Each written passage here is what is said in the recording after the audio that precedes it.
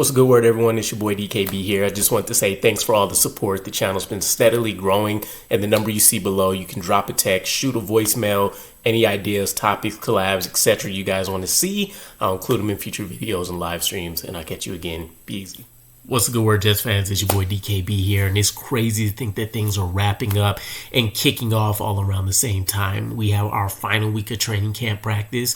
We have our third and final preseason game against the Eagles coming up Friday, and then about 2 to 3 weeks out from the start of the regular season, where we'll see the Steelers to start our season, and hopefully we can lead things off with a win. But there's a lot to break down today. We have our training camp practice, which was a bounce back and really solid by all accords. We have some of the housekeeping in terms of injury news that's worthwhile. And then we have a really intriguing Aaron Glenn press conference that I want to highlight some things about as well. So let's kick things off with the injuries. Housekeeping items there. We have the return and full power of the defensive line. Quinnen Williams is back.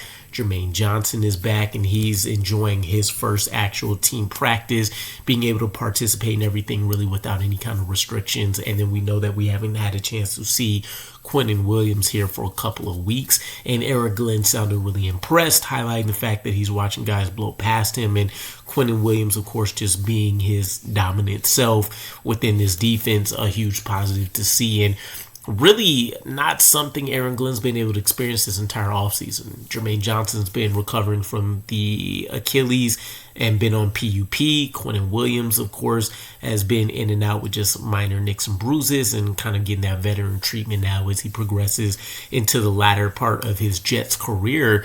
And then Will McDonald in recent weeks dealing with the leg/back issue that's crept up here and there. So he hasn't seen what this entire unit put together looks like. But I can imagine there's a ton of things cooking up for him now as he gets excited seeing multiple first-round picks on this defensive line and watching how this unit could potentially go out there and get after guys. But it gets even better with the return of John Simpson on the O-line, and he mentioned having to knock off some rust, and I'm sure having to jump right back in at the same time that Quinnen Williams is coming back healthy isn't the best welcoming gift, if you will, but he's been one of our most vocal guys since the beginning of training camp and getting these pads on when it comes to the physicality, when it comes to the strain and resiliency that Aaron Glenn and staff are looking for. And overall, we know he's just one of our best offensive linemen out there on this young unit. And then a quick Sauce Gardner scare. Now, he had himself a really good practice. Josh Reynolds pass breakup, some great red zone work. But Aaron Glenn did calm things down. He ended up leaving practice early, I believe. And Aaron Glenn followed up during his press conference and highlighted the fact that there's really no concerns. He might have been kicked in the leg on one of the plays, and barring whatever he sees on tape or something crazy happening, I'm sure that this will be water under the bridge for us. Which leads me into at least one of the talking points from Aaron Glenn's press conference.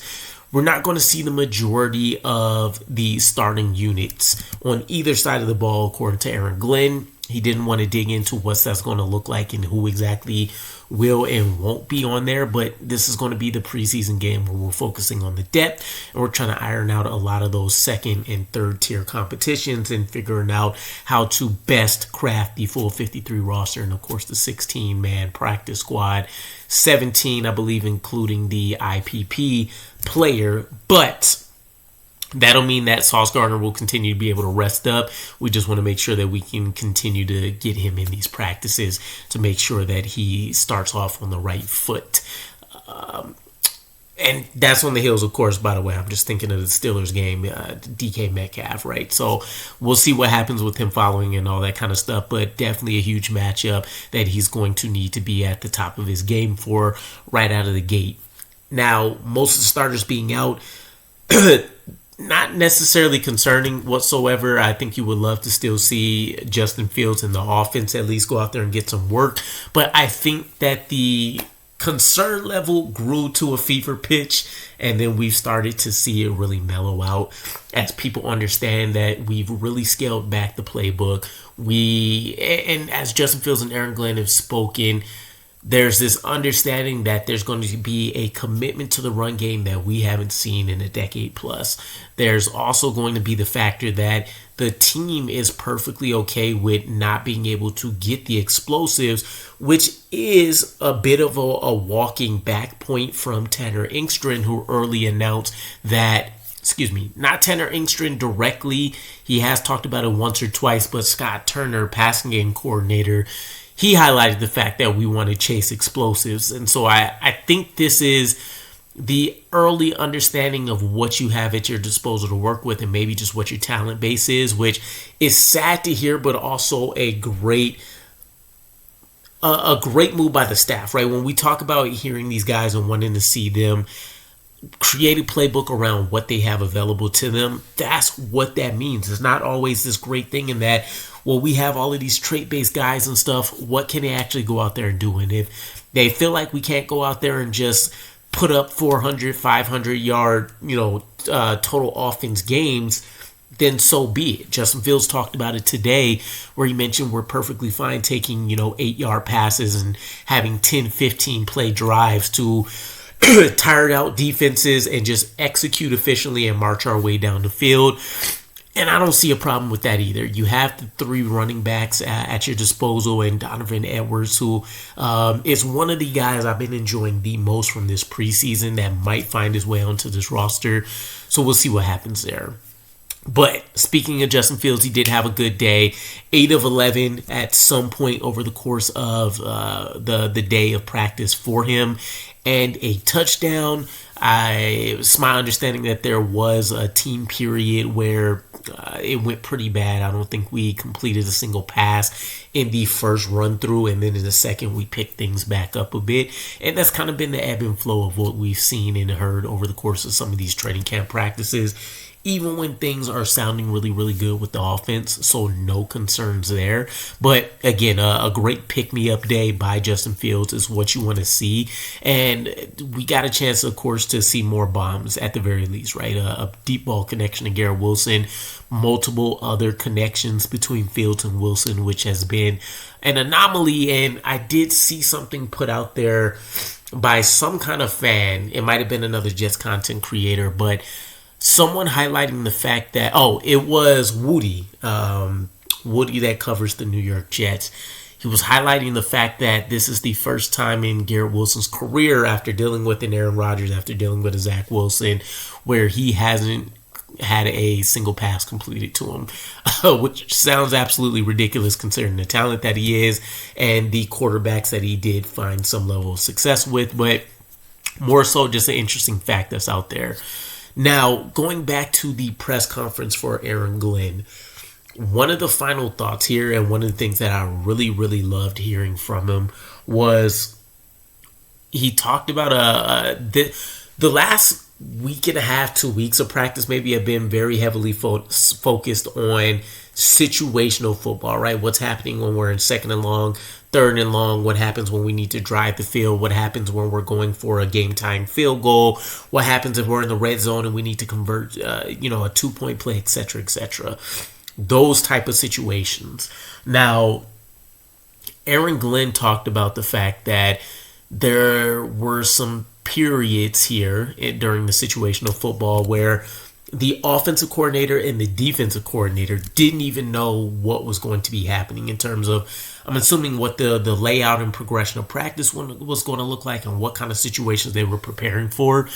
And it was music to my ears. It's something I don't recall any other head coach ever highlighting or talking about, and most likely doing based on the experience that we've seen over the course of these preseason or regular season games. Huge kudos to Aaron Glenn here. When you have a game like the Giants and you have commentary from Garrett Wilson where he's saying the looks that we got in practice, in both of the joint practices weren't what we were seeing in the games, and paraphrasing this whole thing, right? But essentially that we weren't prepared for some of the changes that they brought to the table. If I'm Aaron Glenn, that's something that stands out to me, and that's something I want to make sure absolutely never happens again, or at least that we're better prepared for it and we're continuing to progress if we run into situations like that again. And it starts at the coaching level, which means Why do I need you guys to, it's not going to happen in the game, right? We're not going to go out there and we're going to have all the answers to the test on that day. There's going to be scenarios where what we're looking at film for last year and trying to get an idea of what they want to do and looking at the different talent and all that kind of stuff, it's not going to be the same as this year. There's going to be added wrinkles and all these different things. So I want you guys to be able to think on your feet. I want you guys to be able to acclimate to, okay, this was a same look, but they did this offset variation. There's a motion here that they never motioned before. There was a same personnel, but different alignment, right? All of that kind of stuff. Be mindful of it and be able to react and really try to get proactive again in being able to address and find a solution to those problems. So again, a stroke of genius there, something I really, really loved hearing just because it's new. Haven't heard about it before, but also the thought process, right? I think from a practice standpoint and definitely from a coaching standpoint, understanding what the flow and what the progression, what the movement, what's happening situationally and all these different things is great. And just in any training setting, coaching setting, you want to look like you understand what's happening and what's going on so you can really run through all the details. But this is just such a unique perspective on also being able to find a way to improve. This is the kind of stuff that you can imagine he took from Dan Campbell. And even if he didn't get that experience in Detroit in terms of the preparation for getting his OC in DC, a potential head coach opportunity in the future, this is the kind of stuff that they'll talk about when it comes to how Aaron Glenn helped groom them for the next level and next promotions within their line of work, right? So let me know what you guys ultimately think. What happened from practice that you really loved? Was there anything that was called out in the press conferences that you really enjoyed or had serious concerns about as well? And I'll catch you guys again. Peace.